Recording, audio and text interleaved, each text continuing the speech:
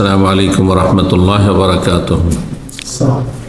বিসমিল্লাহির রহমানির রহিম। আলহামদুলিল্লাহি রাব্বিল আলামিন ওয়াস সালাতু ওয়াস সালামু আলা সাইয়্যিদিল মুরসালিন নবিয়িনা মুহাম্মদ ওয়া আলা আলিহি ওয়া সাহবিহি আজমাইন, আম্মা বাদ। সম্মানিত শ্রোতা দর্শক মণ্ডলী, আল্লাহ রাব্বুল আলামিনের প্রশংসা এবং প্রিয় নবী সাল্লাল্লাহু আলাইহি সাল্লামের উপর সালাতু ওয়াস সালামের পর আজ সোমবার 22 শাবান 1447 হিজরি মোতাবেক 9 ফেব্রুয়ারি 2026 আমাদের ধারাবাহিক সাপ্তাহিক প্রশ্নোত্তর পর্ব নম্বর 123। 10টি প্রশ্ন আমাদের সামনে রয়েছে, ইনশাআল্লাহ তাআলা আমরা উত্তর দেব সংক্ষেপে। আল্লাহ রাব্বুল আলামিন তৌফিক দান করেন। প্রথম প্রশ্ন করেছেন, বলছেন আসসালামু আলাইকুম শাইখ। ওয়ালাইকুম সালাম। এক ব্যক্তি কসম করেছে কিন্তু সেটা ভেঙে যাওয়ার কারণে তার উপর 10 মিসকিন খাওয়ানোর শর্ত লাগু হয়েছে। শর্ত নয়, এটি হচ্ছে বিধান। শর্ত ভিন্ন জিনিস। তার বিধান তার উপর আবশ্যক হয়েছে। বাড়ি ফেরার পথে সে একজন মিসকিনকে দেখতে পায়। পরের দিন খাবার কিনে বাড়ি ফেরার পথে মিসকিনটি পাওয়া যায় না, সাথে সাথে কিনে দিতে হয়। পরের দিন কিনে আবার মিসকিন সেখানে খুঁজবে। আল্লাহ হিদায়াত করে। এবার নিয়ত থাকার কারণে ওই খাবারটা কি কাফারা হিসাবে ধরা হবে? না, যতক্ষণ মিসকিনকে না দেওয়া হবে ততক্ষণ পর্যন্ত কাফারা আদায় হবে না। যদি ধরা হয় তাহলে খাবারটা কি ব্যক্তিটির খাওয়া হালাল হবে? না, কাফারা খাওয়া হালাল হবে না। সে খেয়ে নিক, খাবার নষ্ট করবে না, খেয়ে নিতে পারে, কিন্তু মিসকিনের খাবার দিতে হবে। মিসকিনের খাবার মিসকিনের হাতে পৌঁছে দিতে হবে। মিসকিন হাতে পৌঁছে দেওয়ার পর মিসকিন কাকে খাওয়াইলো সেটি আর দেখার বিষয় নয়। আপনি যাকে মিসকিন মনে করছেন সে মিসকিন নিশ্চিত, মোটামুটি আপনি বাহ্যিক দেখে যে মিসকিন, সে বলছে আমি মিসকিন। কিন্তু সে যদি চোর হয়, সে মিসকিন না হয়, সে যদি অসৎ হয়, মিথ্যা কথা বলে, তাতেও আপনার কাফারা আদায় হয়ে যাবে, কারণ আপনি তার অন্তর খবর বা গায়েব জানেন না। কিন্তু মিসকিনের হাতে যতক্ষণ না তুলে দিয়েছেন ততক্ষণ কাফারা আদায় হবে না। মিসকিন থাকলেও যদি মিসকিনটি খাবার না নেই তবে কি করা যায়? মিসকিন না, অন্য মিসকিন খুঁজবেন। মিসকিন আছে, মিসকিন যে নিতে চাইছে না, অন্য মিসকিন খুঁজবেন। এক কথায় কাফারা আদায় হবে না এইভাবে, যেভাবে বলছেন, যতক্ষণ মিসকিনকে না পৌঁছাবেন। 2 নম্বর প্রশ্ন, বলছেন আসসালামু আলাইকুম শাইখ। ওয়ালাইকুম সালাম। আমি কমিউনিটি ক্লিনিকের সদস্য হওয়ার সুবাদে আমার যতটা প্রয়োজন তার চেয়ে বেশি ওষুধ ক্লিনিক থেকে দেই। আমার মনে হয় সাধারণ গরিব মানুষ সুবিধা বঞ্চিত হচ্ছে। এক্ষেত্রে আমি গুনাহগার হব নাকি?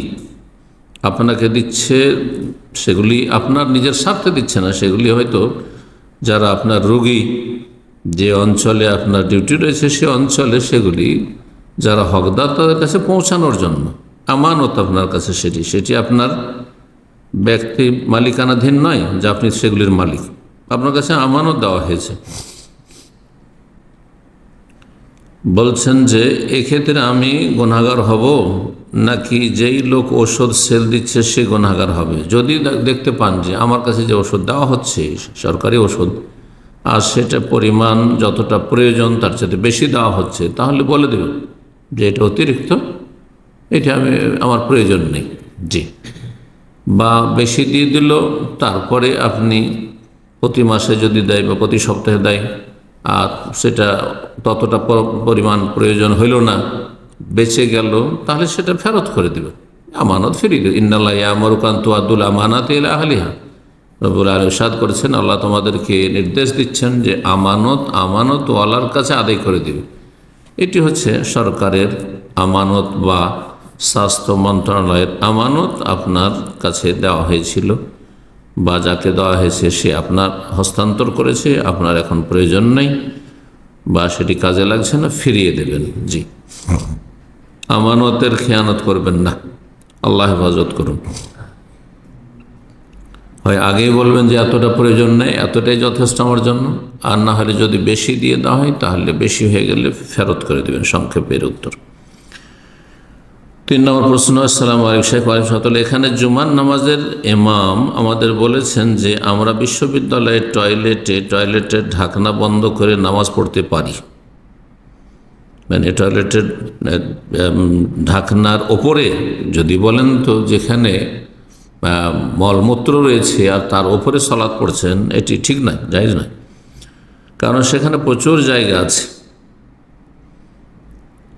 আমার প্রশ্ন হলো, এই ফতোয়া কি বৈধ? কারণ আমরা যখন টয়লেটে যাই তখন অন্যদের প্রবেশাধিকার বন্ধ করে দিই, মানে টয়লেটে সালাত পড়ছেন, প্রশ্নটি স্পষ্ট নয়।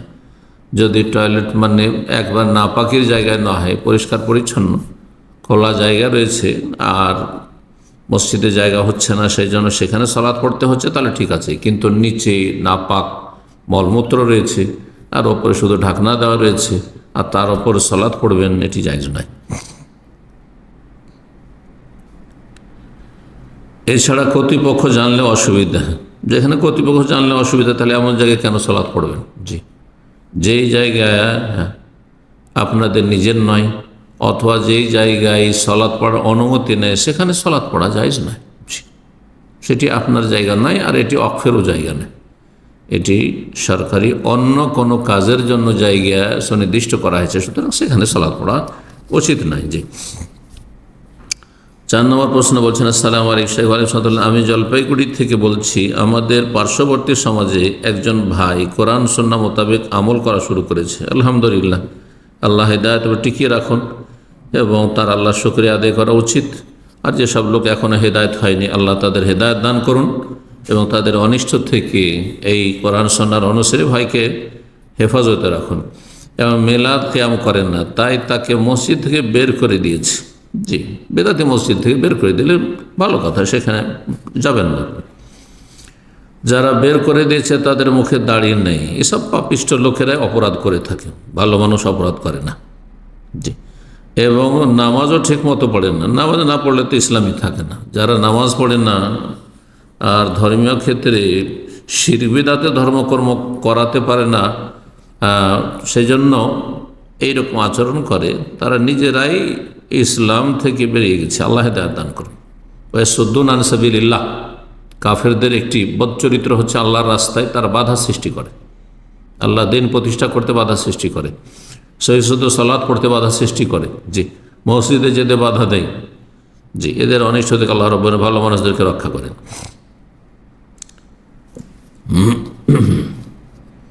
বলছেন যে আল্লাহ সুবহানাহু ওয়া তাআলা এদেরকে কি কোনো শাস্তি দেবেন? অবশ্যই দেবেন, কিন্তু আল্লাহ আপনার আমার মর্জি মোতাবেক শাস্তি দেবেন, এখনই দিতে হবে এমনটা নয়, এটা ভুল কথা। আল্লাহ কেন শাস্তি দিচ্ছেন না? আমরা অনেক সময় বড় বড় জালেম, কাফের জালেম অথবা মুসলিম সমাজের মুনাফিক জালেম অথবা বিদাতি জালেমরা জুলম অত্যাচার করে, আর দেখছি যে তারা বড়ই নির্দ্বিধায় ঘুরে বেড়াচ্ছে আর তাদের কোনো রকমের বালা মুসিবত নেই জীবনে, বাহ্যিক কোনো রকমের তাদের উপর বিপদ আপদ আসে না, আল্লাহ রাব্বুল তাদের পকড়াও করছেন না। আমরা অনেক সময় ধোঁকা খাই না।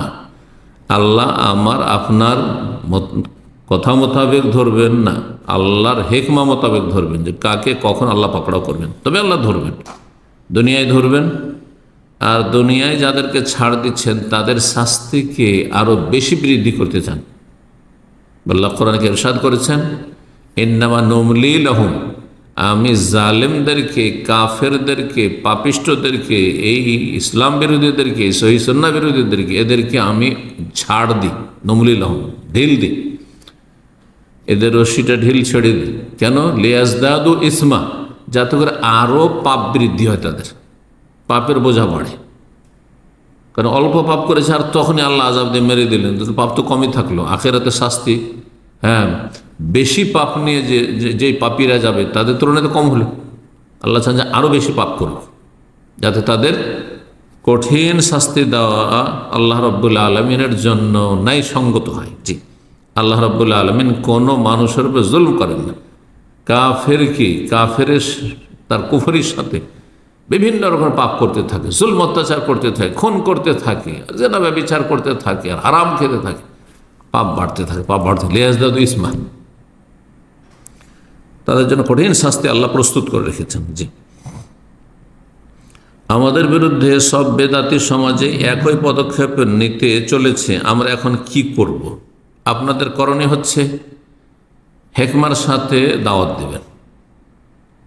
জি, নেগেটিভ কথাবার্তা কম বলবেন, কারণ মানুষকে বেশি আঘাত লাগে। এটা ঠিক না, এটা শিরক, এটা বিদআত, এইভাবে বললে কষ্ট লাগে।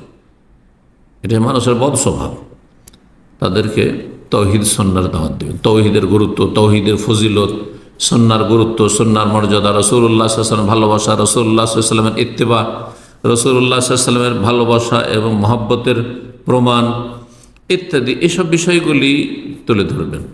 এবং রাসূলুল্লাহ সাল্লাল্লাহু আলাইহি ওয়াসাল্লামকে আমরা ভালোবাসি, সেই জন্য তার সুন্নাহর বহির্ভূত কোনো কাজ আমরা করি না। আল্লাহ রাব্বুল আলামিনকে সবচেয়ে বেশি ভালোবাসি, এই জন্য আল্লাহর জন্য তৌহিদ প্রতিষ্ঠা করি। হ্যাঁ, আমাদের জীবনে কোনো রকমের শিরক বিদআতে আমরা জড়িত নই। এই বিষয়গুলি তুলে ধরার চেষ্টা করবেন যদি আপনাদের পক্ষে সম্ভব হয়, অথবা এমন কোনো আলেম ওলামাকে নিয়ে এসে এই বিষয়গুলি তাদের সামনে বেশি বেশি আলোচনা করবেন এবং তাদের জুলম অত্যাচারে সবর করবেন, ধৈর্য ধারণ করতে হবে এবং আল্লাহকে ভয় করতে হবে, সীমা লঙ্ঘন করতে হবে না। রব্বুল আলামিন বলছেন জালিমদের অনিষ্ট থেকে রক্ষা পাওয়ার জন্য ওয়াইন তাসবিরু ওয়া তাত্তাকু লা ইয়াদুররুকুম কাইদুহুম শাইআ, তোমরা যদি সবর করো, ধৈর্য ধারণ করো এবং সংযত থাকো, বাড়াবাড়ি করবেন না। তারা বাড়াবাড়ি করছে, আপনি বাড়াবাড়ি করবেন, তারা তর্ক করছে, আপনি তর্কে জড়াতে, তারা মারামারি করতে আসে, আপনি মারামারি করতে যাবেন, তারা ক্ষতি করছে, আপনি ক্ষতি করতে যাবেন না। এটা তাকওয়ার পরিপন্থী। সবর এবং তাকওয়া, ইন তাসবিরু ওয়া তাত্তাকু, সবর করো এবং তাকওয়া যদি অর্জন করো তাহলে লা ইয়াদুররুকুম কাইদুহুম শাইআ, তাদের ষড়যন্ত্র, তাদের অনিষ্ট তোমাদের কোনো ক্ষতি করতে পারবে না। তাহলে জালেমদের অনিষ্ট থেকে বাঁচার জন্য হাতিয়ার হচ্ছে ধৈর্য ধারণ করা আর সংযত জীবনযাপন, আল্লাহ ভীরুত, আল্লাহর ভয়ে ভালো কাজ করা, আল্লাহর ভয়ে সীমা লঙ্ঘন থেকে বেঁচে থাকবেন। তারা সীমা লঙ্ঘন করছে, আপনারা সীমা লঙ্ঘন করবেন না। 5 নম্বর প্রশ্ন বলছে, আসসালামু আলাইকুম শেখ আরিফ সাদাল্লাহ, ভোট দেওয়া না দেওয়া নিয়ে আমাদের আলেমদের মধ্যে মত পার্থক্য রয়েছে। কেউ বলছে ওয়াজিব, কুফরি করা ওয়াজিব। যে জাহেল বলছে ভোট দেওয়া ওয়াজিব, পাক্কা জাহেল, সে যেন বলছে কুফরি করা ওয়াজিব না। কেউ বলছে কুফর, কাজটি কুফর, জি, কিন্তু আপনি সেটাকে আদর্শগত হিসাবে মেনে নিচ্ছেন। আপনি যে ভোট দেওয়া হচ্ছে সমাধান, তাহলে স্পষ্ট কুফর। গণতন্ত্র, ডেমোক্রেসি হচ্ছে সমাধান, তাহলে কুফর, বড় কুফর।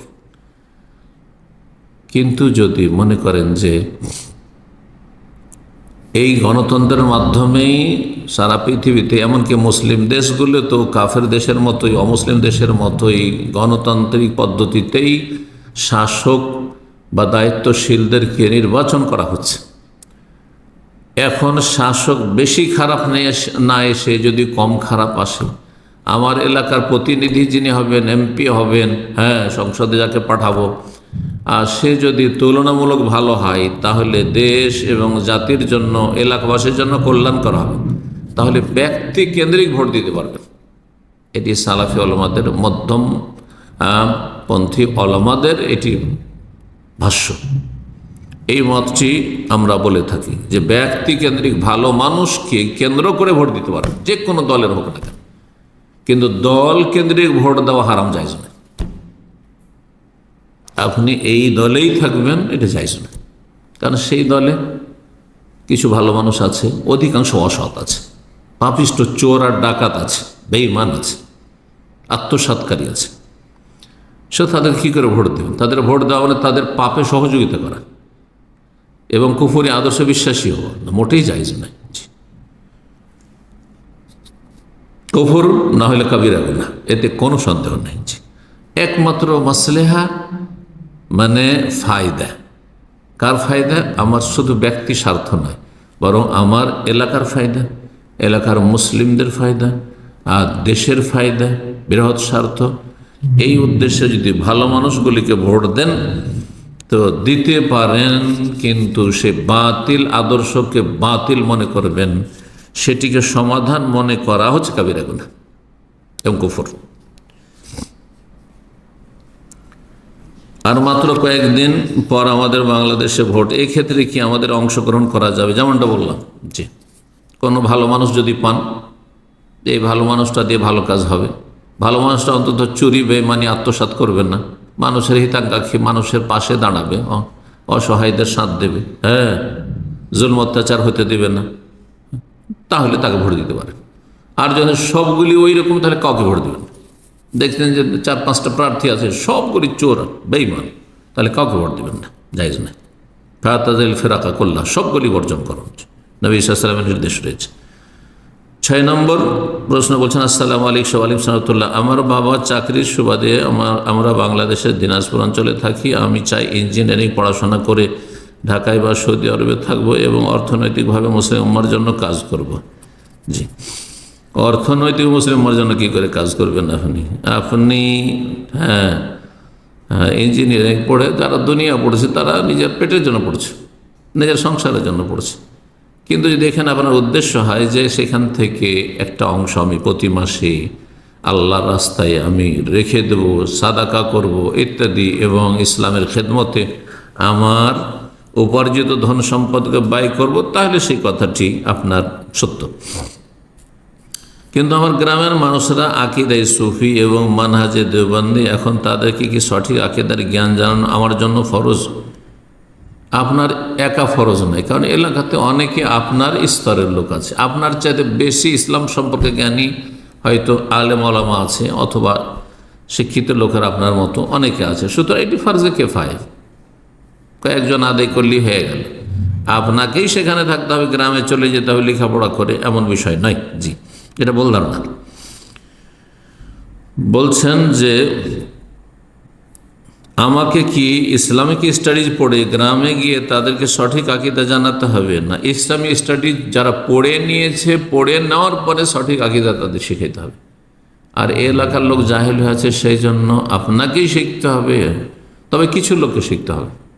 সূরা তাওবাতে আল্লাহ রাব্বুল ইরশাদ করেছেন, ফালাউলা নাফারা মিন কুল্লি ফিরকাতিন মিনহুম তায়েফা, প্রত্যেকটি ক্ষুদ্র দল থেকে কয়েকজন লোক কেন বেরিয়ে যায়নি? তাহলে যে কোনো একটা দল, যে কোনো এক সম্প্রদায় থেকে কিছু মানুষকে বেরিয়ে যেতে হবে এই ফরজে কিফায়া আদায়ের জন্য। লিয়াতাফাক্কাহু ফিদ্দীন, দিনের জ্ঞান অর্জন করার জন্য, ফিকহ দিন সম্পর্কে পাণ্ডিত্য লাভের জন্য। লিয়াতাফাক্কাহু ওয়ালিয়ুনযিরু কওমা ইযা রাজাউ, তারপরে ফিরে এসে জাতিকে সতর্ক সাবধান করবে শিরক থেকে, বেদাত থেকে, কুফরি থেকে, ইসলাম বিরোধিতা থেকে, হারাম থেকে, পাপ থেকে, এবং ফরজ ওয়াজিবের জন্য উৎসাহিত করবে, ভালো কাজের নির্দেশ দেবে, অন্যায় কাজে বাধা দেবে। লাআল্লাহুম ইয়াহযারুন, যাতে করে তারা সতর্ক সাবধান হইতে পারে। আপনারা যদি 2-4-5 ভাই থাকেন, এক ভাই যদি আলেম হয়ে যায় যথেষ্ট আপনার পরিবারের জন্য। আপনার বংশে 50 জন 100 জন পুরুষ রয়েছেন, তার মধ্যে যদি 1-2 জন আলেম হয়ে যান, ফরজে কিফায়া আদায় হয়ে যাবে, ফরজে কিফায়া আদায় হয়ে যাবে। কিন্তু কোরআন সুন্নাহর আলেম হইতে হবে। জি, কিন্তু আপনাকেই হইতে হবে আর আপনাকে সে ফরজটি আদায় করতে হবে এমন বিষয় নয়। আপনার উপর ফরজে কিফায়া, পড়তে পারলে ভালো। ইসলামী হিসেবে যদি পড়েন তাহলে সেটি ভালো, মুস্তাহাব কাজ। দিনের উচ্চ শিক্ষিত হওয়া, দিন ইসলাম উচ্চ শিক্ষিত হওয়া, এটি মুস্তাহাব সুন্নাত কাজ, ফরজ ওয়াজিব কাজ নয়, যদি আরও অন্যদের দিয়ে সেই কাজটি হয়ে যায়। আমি যদি প্রতিষ্ঠিত হয়ে আমার গ্রামে সালাফি ইসলামিক সেন্টার প্রতিষ্ঠা করি এবং সালাফি আলেমদের মাধ্যমে বিচক্ষণতার সাথে সালাফি আকীদা মানহাজের প্রচার করি, তাহলে কি যথেষ্ট হবে? হবে, কেন হবে না? আপনি সেখানে ইসলামিক সেন্টার প্রতিষ্ঠা করলেন এবং সেখানে কিছু আলেম দায়ীদেরকে নিয়োগ দিলেন, আর তারা এই দাওয়ার কাজ করলেন, আপনি অর্থায়ন করলেন, ভালো কাজ। এর মাধ্যমে ইনশাআল্লাহ তাআলা এই ফরজে কিফায়া আদায় হতে পারে। জি, 7 নম্বর প্রশ্ন বলছেন, আসসালামু আলাইকুম শাইখ। ওয়ালাইকুম সালাম। আমার এক বন্ধু দাবি করেছে কেউ যদি রাসূলুল্লাহ সাল্লাল্লাহু আলাইহি ওয়াসাল্লামের অবমাননা করে তাহলে তাকে অবশ্যই তৎক্ষণাৎ হত্যা করতে হবে, সে জঙ্গি খারিজি, আল্লাহ হিদায়াত করুন। এক্ষেত্রে আদালতের প্রয়োজন নেই, মিথ্যা কথা এটি। হ্যাঁ, চরমপন্থীদের কথা। সাহাবায়ে কেরামদের জীবনী থেকে এমনই পাওয়া যায় না। সাহাবায়ে কেরামদের জীবনীতে যা পাওয়া যায়, তখন রাসূলুল্লাহ সাল্লাল্লাহু আলাইহি ওয়াসাল্লাম রাসূলুল্লাহ সাল্লাল্লাহু আলাইহি ওয়াসাল্লাম স্বীকৃতি দিয়েছেন কোনো ক্ষেত্রে, বলে মানলে কাব বিন আশরাফ, কাব বিন আশরাফের জন্য কে প্রস্তুত আছে বলেছেন, তখন কেউ প্রস্তুত হয়েছে। আর নবী সাল্লাল্লাহু আলাইহি ওয়াসাল্লাম জিজ্ঞাসা করেননি, এমনটা হয়েছে। বিশেষ করে দুর্বলতার যুগে মক্কায়, এখন তো মুসলিমরা সব জায়গায় দুর্বল, সব জায়গায় দুর্বল মুসলিমরা, কাফেরদের তুলনায়। মক্কাতে কোনো একজন সাহাবী কোনো কাফের গায়ে হাত দিয়েছে? এত যে মার খেয়েছেন, এত যে জুলুম অত্যাচার হয়েছে, সুবহানাল্লাহ, এত যে জুলুম অত্যাচার হয়েছে। হ্যাঁ, আম্মারের ওপর, সুমাইয়ার ওপর, ইয়াসেরের ওপর, আর বেলালের ওপর, আর কত সাহাবায়ে কেরামদের ওপর, হ্যাঁ, রাদিয়াল্লাহু তাআলা আজমাইন। হ্যাঁ, মুস্তাযাফিন, অধিকাংশ সাহাবায়ে কেরাম জুলমের শিকার হয়েছে। যারা প্রভাবশালী সাহাবায়ে কেরাম তাদের ওপরও মানসিক টর্চার হয়েছে। শারীরিক যদি জুলম অত্যাচার না হয় তো মানসিক আর সামাজিক অত্যাচার হয়েছে। জি, কিন্তু কোনো একজন সাহাবে নবী সাল্লাল্লাহু আলাইহি ওয়াসাল্লামকে জিজ্ঞাসা না করে কোন একজন কাফেরকে একটা চড় মেরেছে, হত্যা করা তো দূরের কথা, তা তো সবাই অবমাননা করত। মক্কার কাফেররা সবাই তো অবমাননা করত। কে ছিল যে সম্মান করতো নবী সাল্লাল্লাহু আলাইহি ওয়াসাল্লামের? কেউ বলতো যে কাহেন গণক, কেউ বলতো শায়ের কবি, কেউ বলতো মজনুন পাগল। নবীকে পাগল বলে অবমাননা, এর চাইতে বড় অবমাননা কি আছে? আরো কত কি বলতো, সাহিরুন কাযযাব, মিথ্যুক বলতো, কাযযাব বলতো। সাবি, বেধর্মী বলতো, সাবি বলতো, নবী সাল্লাল্লাহু আলাইহি ওয়াসাল্লামকে সাবি বলতো, মানে বেধর্মী। তারা মনে করতো মক্কার কাফেররা যে তারাই ধার্মিক, আর তাদের ধর্ম যারা মানে তারা বেধর্মী। আজকাল বেদাতীদের মতো যারা কোরআন সুন্নাহ অনুসরণ করে তাদেরকে পথভ্রষ্ট বলে, তাদেরকেই কত কি বলে। জি,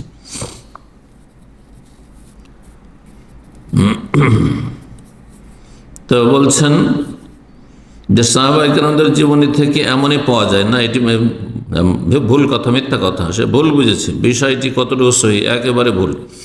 একটু যদি বুঝিয়ে বলতেন। জি, বুঝিয়ে বললাম। আল্লাহ রাব্বুল হেদায়েত দান করুন, মধ্যম পন্থা অবলম্বনের তৌফিক দান করুন। আপনি এমন কাজ করবেন না যেই কাজ করে একজন কাফেরকে মেরে শত শত মুসলিম কে হত্যা করার বা মুসলিমকে বন্দী করার জন্য আপনি তাদের কাফেরদের হয়ে জালেমদের হয়ে কাজ করলেন। একজন কোন যদি মুরতাদকে হত্যা করে দেন তো মুসলিম সরকারগুলো শত শত দাড়িওয়ালা ধার্মিক যুবকদেরকে সবগুলিকে নিয়ে জেলখানে ঢুকিয়ে দেবে। আর কত যে জুলম অত্যাচার করবে জালেমরা আপনার কারণে, দাওয়ার কাজ বন্ধ করে দেবে। আর এটি হচ্ছে, এই জঙ্গিরা খারিজিরা সবসময় ইসলামের ক্ষতি করেছে, মুসলিমদের ক্ষতি করেছে, কখনো লাভ করে দেয়নি এরা। আল্লাহ এদেরকে বরবাদ করুন এবং এদের অনিষ্ট থেকে উম্মাতে মুসলিমাকে রক্ষা করুন। ইসলামকে বুঝতে হবে বিজ্ঞ উলামায়ে কেরামদের কাছ থেকে, তাদের কাছ থেকে ইলম শিখতে হবে, সেলফ স্টাডি করে নয়। জি, মুসলিমরা এখন কি অবস্থায় রয়েছে, কোন অবস্থা দিয়ে অতিক্রম করছে, এই বিষয়গুলি না বুঝে একটি কথা বলা, এটি হচ্ছে খারেজিদের কাজ। সোফাউল আহলাম, এরা নির্বোধ, এদের মধ্যে কোনো দূরদর্শিতা নেই, এরা কিছু বুঝে না, আবেগী এরা হয়, বিবেকী হয় না। এদের কোরআন শোনার জ্ঞান নেই, বিবেক কাণ্ড নেই, কিচ্ছু নেই। 8 নম্বর প্রশ্ন বলছেন, আসসালামু আলাইকুম আলিম সাহেবুল্লাহ, কেউ যদি উজু করে মোজা পরে ঘুমিয়ে স্বপ্নে সহবাস করলো কিন্তু বীর্যপাত হয়নি, তখন তার গোসল ফরজ হবে কি? না, বীর্যপাত না হলে, স্বপ্ন দোষে বীর্যপাত না হলে গোসল ফরজ নয়, কিন্তু সহবাসে যদি বীর্যপাত না হয় তবুও গোসল ফরজ রয়েছে। আল মা ও মিনাল মাই, নবী সাল্লাল্লাহু আলাইহি ওয়াসাল্লাম বলছেন আল মা ও মিনাল মাই, পানি ব্যবহার করা মানে গোসল করা ফরজ হবে মিনাল মাই যখন বীর্যপাত হবে, স্বপ্ন দোষের ক্ষেত্রে এই হাদিস। এমতো অবস্থায় মোজার মাসা বহাল থাকবে নাকি নষ্ট হয়ে যাবে? যেহেতু গোসলই ফরজ হয়নি, সুতরাং মোজার মাসা মানে মোজা সে পাক অবস্থায় পড়েছে, কিন্তু ঘুমের কারণে তার ওযু নষ্ট হয়েছে, আবার যখন ওযু করে মাসা করতে পারে, এক কথায় মোজা খুলতে হবে না। জি, 9 নম্বর প্রশ্ন, আসসালামু আলাইকুম রাহমাতুল্লাহ, আমার স্ত্রী আমার কোনো কথা শোনে না, সে শুধু তার বাবা মায়ের কথা শোনে, আল্লাহ হেদায়েত করুক। আমার শ্বশুর আমার স্ত্রীকে আমার বাড়িতে দিচ্ছে না, তাহলে এই ক্ষেত্রে যদি আমার স্ত্রীকে আমি ভরণ পোষণ না দিই তাহলে কি আমার কোনো গুনাহ হবে? স্ত্রী যদি অবাধ্য হয় আর স্বামীর ঘরে না থাকে, স্বামীর সাথে সংসার না করে বাবার বাড়ি থাকে, তাহলে ভরণ পোষণ ফরজ না। হ্যাঁ, স্বেচ্ছায় যদি স্বামী স্ত্রীর বাবার বাড়িতে রাখে যে যাও 1 মাস ঘুরে আসো, তাহলে ভরণ পোষণ দিতে হবে, তাহলে ভরণ পোষণ দিতে হবে। কিন্তু না, তোমার বাড়ি থাকবো না, অথচ স্বামী বাড়িতে আছে, স্বামী প্রবাসে না, স্বামী বিদেশে থাকে আর নিরাপত্তা নেই, সেখানে তার অধিকার আছে বাবার বাড়ি নিরাপদ জায়গায় থাকার। এই না যে শ্বশুর শাশুড়ির সাথে থাকতে হবে, সেখানে দেবর ভাসুর আছে আর সেখানে বেহায়া বেপরদা হয়ে সেখানে থাকতে হবে, আর সেখানে আপনার তার জন্য ঝুঁকি রয়েছে, এমন নয়।